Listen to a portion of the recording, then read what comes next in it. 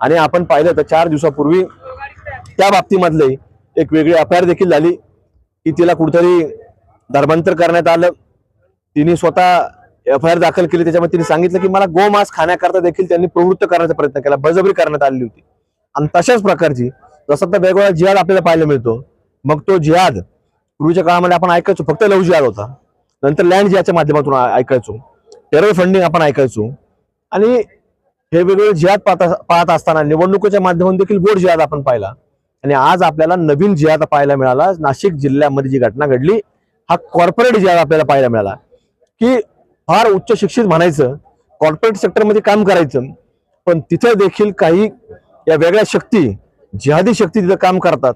तिथं शिक्षण घेतलेले काही जिहादी प्रवृत्तीचे लोक तिथं नोकरीला पाठवतात आणि तिथं त्या मुलींना, महिलांना त्यांचं शोषण करणं, त्यांना धर्मांतर करता प्रवृत्त करणं आणि त्यांना गोमांस खायला लावणं, असे वेगवेगळे प्रकार एफआयआरच्या माध्यमातून नाशिक जिल्ह्यामध्ये दाखल झाले।